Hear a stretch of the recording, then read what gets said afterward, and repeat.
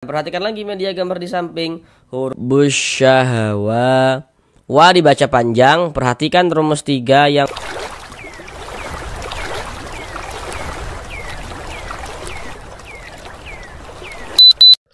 Assalamualaikum warahmatullahi wabarakatuh. Apakah Bapak dan Ibu saudara semuanya masih belum lancar di dalam membaca Al-Quran? Kemudian masih belum memahami ilmu tajwid sehingga tidak percaya diri ketika membaca Al-Quran? Mari belajar mengaji Al-Quran bersama kami. Akan kami jelaskan tajwidnya dengan pelan-pelan, sehingganya dengan penjelasan tajwidnya yang pelan-pelan, semoga Bapak dan Ibu saudara semuanya dapat langsung memahami ilmu tajwid Al-Quran dengan mudah. Dengan kita mempelajari ilmu tajwid, kemudian kita memahaminya, kemudian kita bisa menerapkan dengan sendirinya ketika membaca Al-Quran, maka semoga yang belum lancar membaca Al-Qurannya bisa segera lancar. Ataupun yang sudah lancar namun belum paham ilmu tajwid, maka dengan kita mempelajari ilmu tajwid tentunya akan memperbaiki bacaan Al-Quran kita. Selanjutnya, kami senantiasa mendoakan semoga Bapak dan Ibu saudara semuanya senantiasa diberikan kesehatan oleh Allah Subhanahu wa taala. Semoga dipermudah segala urusan-urusannya, semoga dikabulkan segala hajat-hajatnya, dan semoga senantiasa dilancarkan rezekinya oleh Allah Subhanahu wa taala, diberikan limpahan rezeki yang barokah, sehingganya dengan rezeki yang barokah tersebut semoga bisa menjadi seorang ahli sedekah dan juga bisa beribadah umroh dan haji ke tanah suci Mekah. Amin amin ya rabbal alamin. Baik, mari kita mulai belajar mengaji Al-Qur'annya. Kita lanjutkan kembali belajar mengaji Al-Qur'an dengan penjelasan tajwidnya yang kami jelaskan dengan pelan-pelan, guna untuk melancarkan dan juga memperbaiki bacaan Al-Quran daripada Bapak dan Ibu saudara semuanya. Sekarang kita masuk pada surah Ali Imran ayat yang ke-14. Nih, surah Ali Imran ayat yang ke-14. Dan pada surah Ali Imran ayat yang ke-14 ini pun akan kita bagi menjadi beberapa bagian supaya durasi videonya tidak terlalu lama. Karena di sini kami berusaha menjelaskan tajwidnya itu dengan pelan-pelan. Jadi harapan kami semoga dapat langsung dipahami dengan mudah ilmu tajwidnya, dapat langsung bisa dipraktekkan dengan sendirinya ketika membaca Al-Quran seperti itu. Jadi kita belajarnya itu pelan-pelan saja, sedikit-sedikit saja. Yang terpenting bagi kami, walaupun sedikit-sedikit, yang terpenting bisa langsung dipahami. Nah, daripada sekali banyak tapi lupa semua kan seperti itu. Lebih baik sedikit-sedikit, bertahap-tahap ya, langsung bisa dipahami. Nanti lama-lama juga semakin banyak pengetahuan ilmu tajwidnya. Sekarang kita masuk pada bagian yang pertama daripada surah Ali Imran ayat yang ke-14 ini.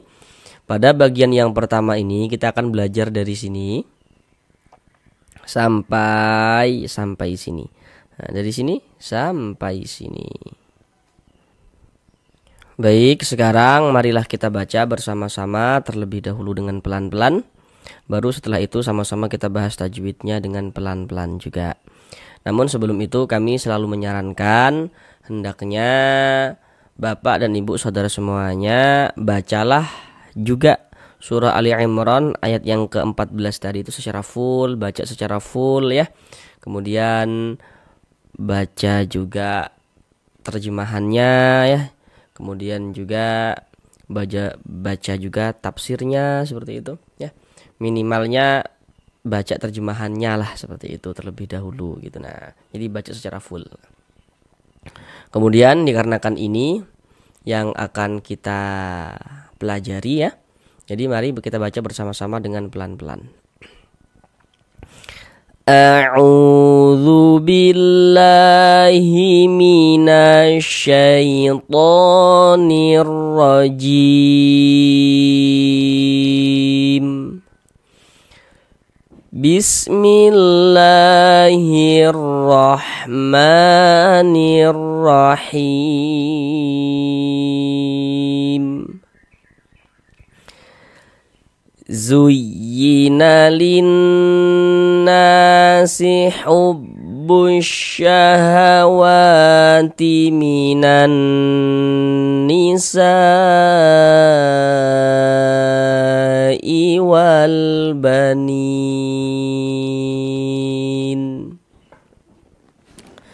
Sekarang mari sama-sama kita uraikan tajwidnya dengan pelan-pelan.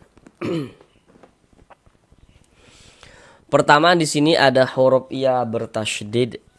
Nah, tanda tasydid itu seperti ini nih. Seperti huruf W atau seperti angka 3 terbalik ke atas nih tanda tasydid. Huruf ya bertasydid yang dia itu bukan idgham bi gunnah, bukan. Maka dinaber. Atau kalau masih bingung, belum tahu nih idgham bi gunnah itu apa Ustadz, belum tahu gitu kan. Nah, jadi gini saja. Cara kedua yang lebih mudah untuk mengetahui naber gitu kan. Jadi kalau ada huruf ya bertasydid, kita perhatikan huruf sebelum ya bertasydid. Kalau huruf sebelum itu berarti yang berposisi sebelah kanan. Nah, ini huruf ya bertasydid. Huruf sebelumnya mana? Berarti yang di sebelah kanan ya, atau sebelah kanan kita mana? Ini. Jadi kalau ada huruf ya bertasydid, huruf sebelum ya bertasydid itu memiliki nih tanda baca dhammah atau kasroh misalnya, atau fathah misalnya di sininya nih. Maka huruf ya bertasydidnya itu kita naber. Naber itu adalah tekanan pada huruf-huruf tertentu sehingga intonasi suaranya itu sedikit lebih tinggi dibandingkan dengan huruf-huruf di sampingnya. Tekan zuyyina linnas. Kalau di surah Al-Fatihah tuh iyyaka na'budu wa iya itu naber tuh. Sama kayak ini. Zuyyi gitu. Zuyyi. Nah, dinaikkan zuyyi gitu. Zuyyina linnas. Nah, zuyyi. Nah, atau kalau misalkan Bapak dan Ibu saudara semuanya pernah mendengar kucing berkelahi, biasanya tuh kucing tuh kalau berkelahi begini intonasinya tuh. Nah, tuh yang naik-naik tuh nah itu naber tuh. Nah, zuyyina lin. Nah, seperti itu ya. Nah, kemudian di sini ada hukum alif lam syamsiyah. Nah, perhatikan media gambar di samping. Kalau ada huruf alif lam, kemudian setelah huruf alif lam bertemu dengan salah satu daripada 14 huruf yang di samping itu, maka hukumnya adalah alif lam syamsiyah. Huruf nun termasuk salah satu huruf syamsiyah kan? Maka alif lam bertemu dengan huruf nun ya. Nih, alif lam nih bertemu dengan huruf nun nih.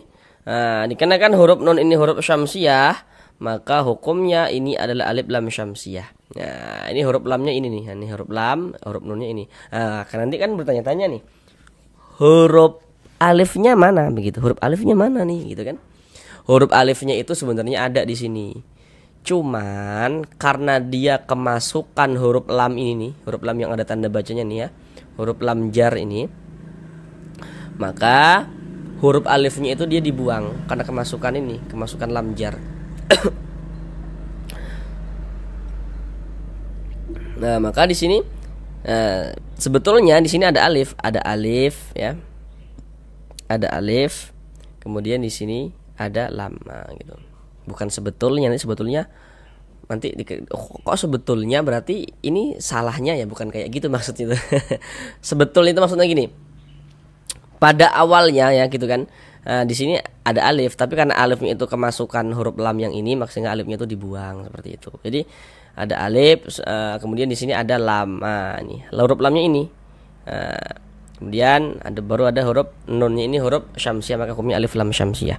Alif lam syamsiyah itu disebut juga dengan idgham syamsiyah begitu. Kenapa kok disebut idgham syamsiyah? Karena cara membaca huruf lamnya dibaca idgham. Jadi cara membacanya itu dari li langsung masuk ke huruf nun yang ada tanda bacanya ini.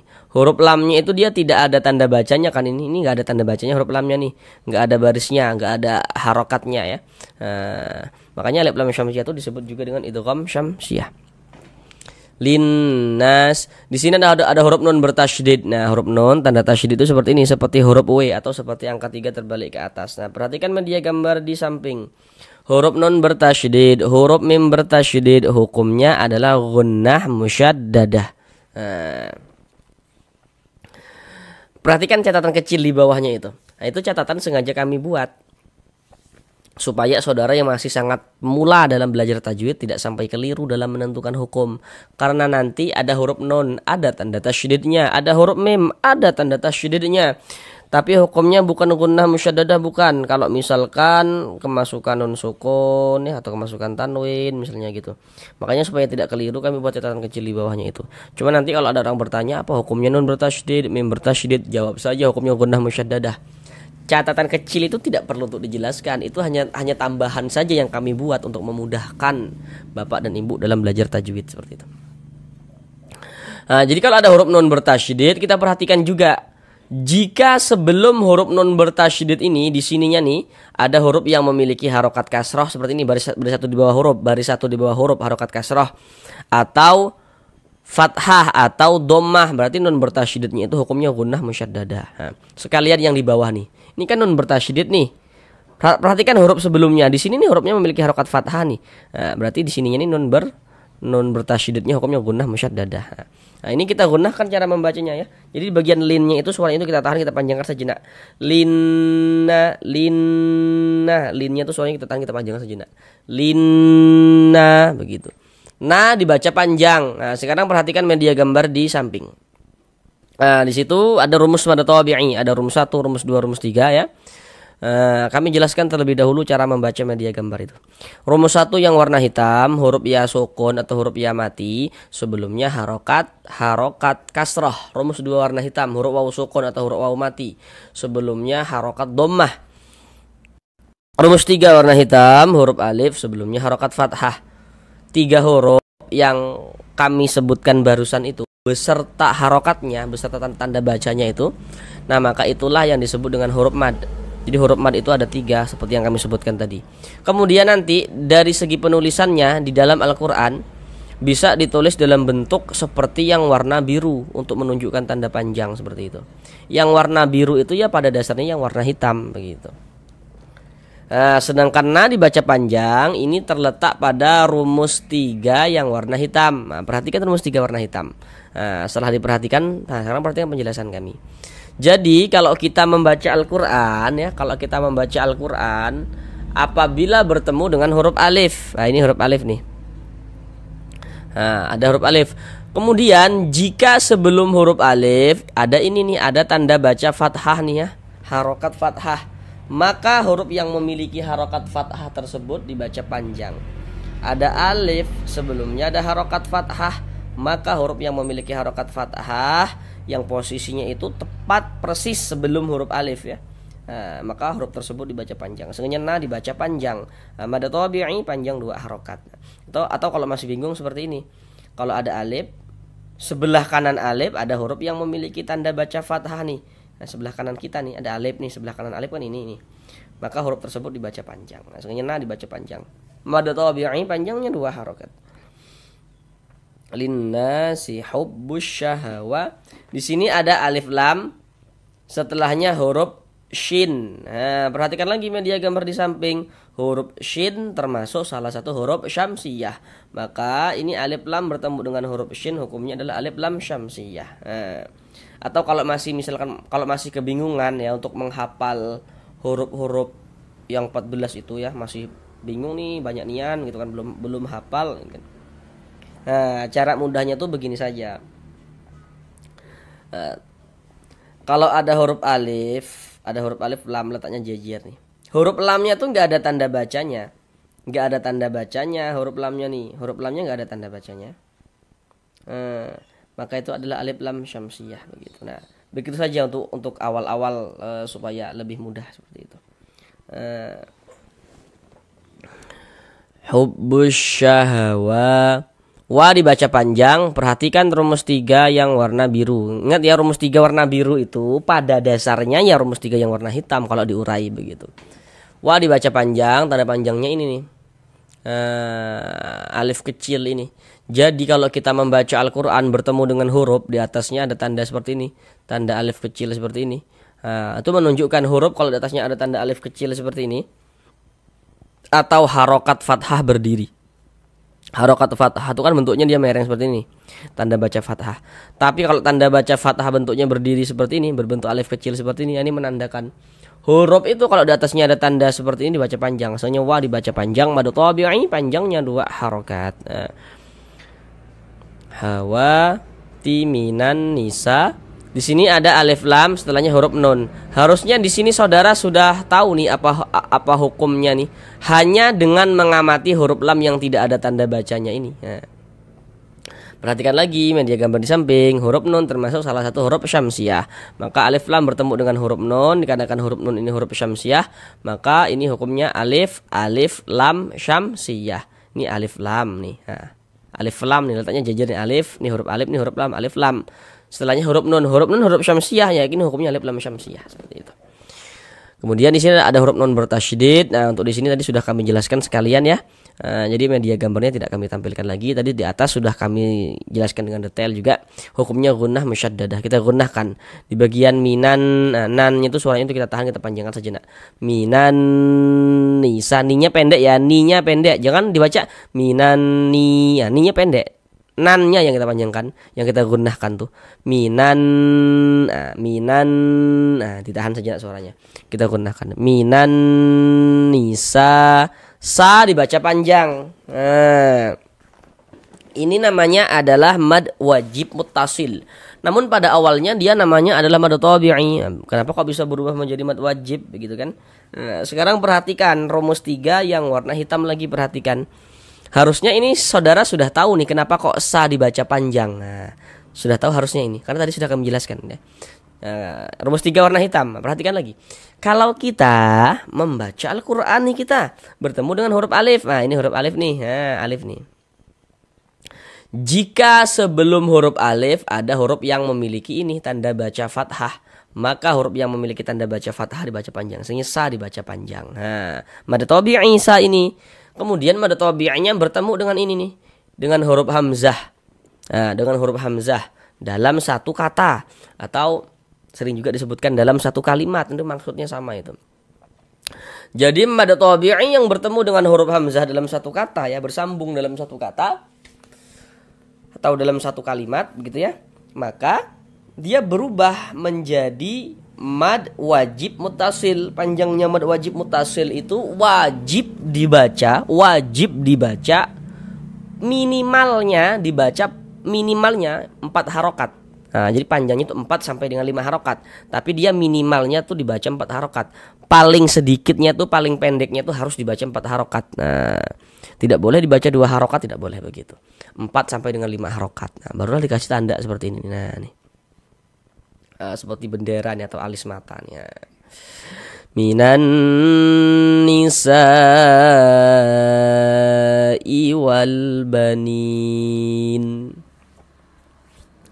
Kemudian di sini ada alif lam, setelahnya adalah huruf ba. Nah, perhatikan media gambar di samping, huruf ba termasuk salah satu huruf qamariyah. Maka ini alif lam bertemu dengan huruf ba, dikarenakan huruf ba termasuk huruf qamariyah, maka ini hukumnya alif lam qamariyah. Alif lam qamariyah itu disebut juga dengan izhar qamariyah. Kenapa kok disebut izhar qamariyah juga begitu kan? Karena huruf lamnya itu dibaca jelas, terbaca. Kalau lam syamsiah tadi, huruf lamnya dia nggak ada tanda bacanya.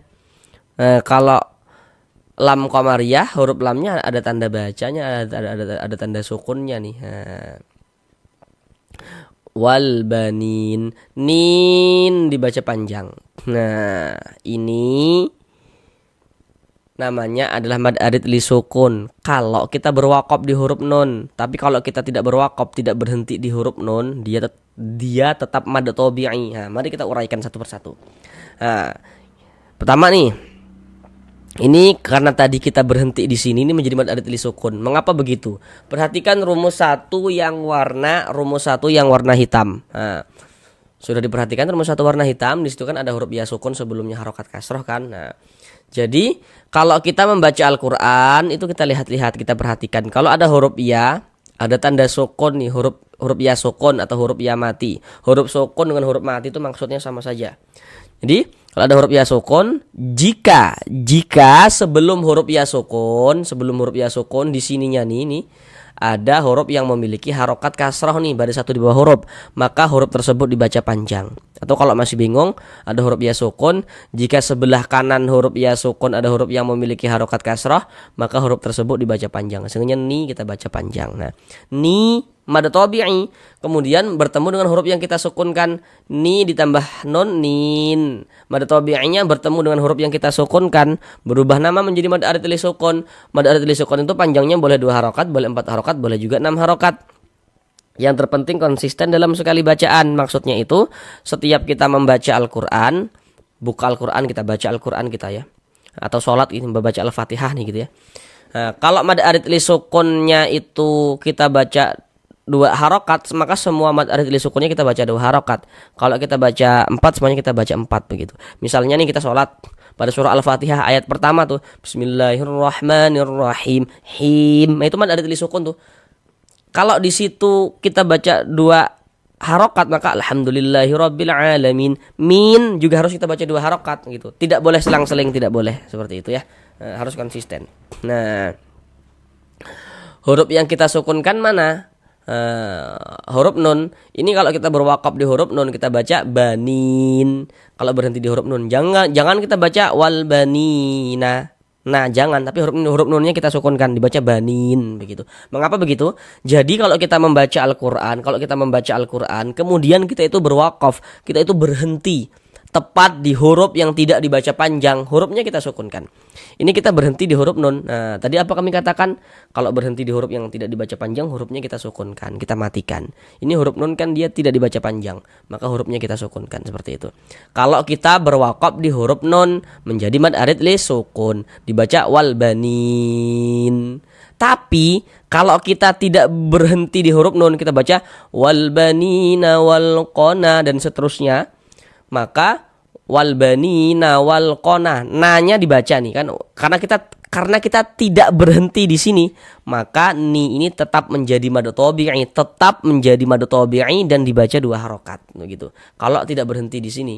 Nah, cuman kan karena tadi kita bagi menjadi beberapa bagian ya untuk pembelajarannya, kemudian kita berhenti di huruf nun, maka ini tadi menjadi mad arid li sukun. Tapi kalau tidak berhenti di huruf nun, ni tetap menjadi mad tabi'i begitu. Sekarang mari kita ulang bersama-sama sekali lagi dari awal. Zuyyina linnasi hubbus syahawati minan nisa'i wal banin. Sampai di sini pembelajaran mengaji Al-Quran kita. Untuk para guru ngaji lainnya yang mungkin melihat video pembelajaran yang kami buat ini ya, jika mungkin ada kekeliruan atau mungkin ingin menyempurnakan penjelasan yang kami sampaikan misalnya ya, silakan tulis saja pada kolom komentar agar dapat langsung bisa dibaca dengan yang belajar. Mari sama-sama kita bantu saudara-saudara kita yang belum lancar membaca Al-Qur'annya supaya bisa segera lancar, kemudian juga lancar yang juga memahami ilmu tajwid, seperti itu. Terima kasih. Assalamualaikum warahmatullahi wabarakatuh.